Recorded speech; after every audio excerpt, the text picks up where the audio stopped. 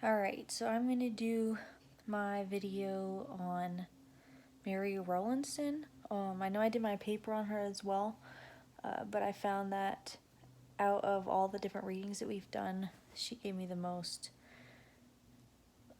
content. So I'll summarize.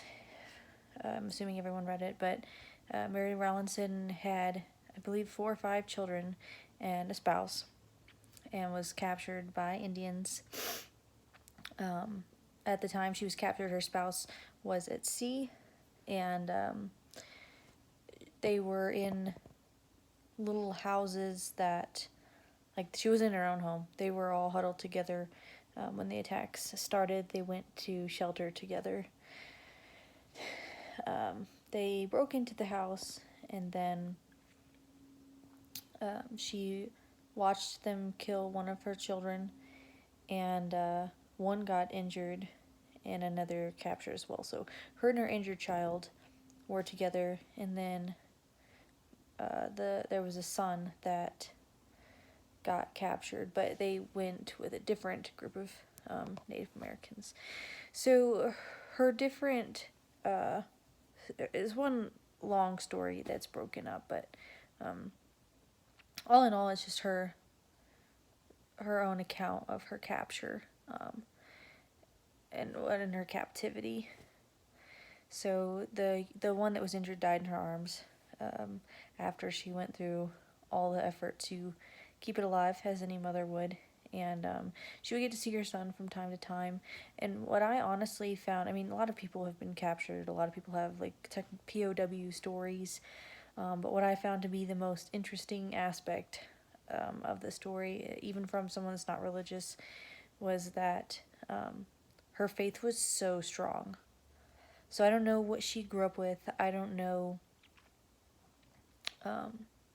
how she got to be the way that she was. But I was surprised that she was dead set that the Bible was speaking to her in everything. And that there was a passage in the Bible for every negative situation she encountered. And I mean, her whole captivity, give or take, was negative. Whenever they eventually came along, I believe they were called pagans, that she was treated a little bit better, and she began to, more or less, in the technical term, work.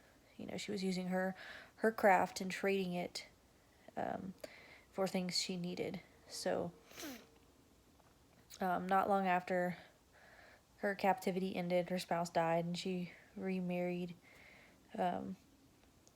But I just found that fascinating, that somewhere along her lifespan, she was taught, and she would preach to others. You know, even now, sometimes female preachers are not a thing in some religions. So for her to have that deep-seated of a faith, I mean, nonstop she's talking about how God's going to take her through this and stuff. So I just found that to be the most interesting part.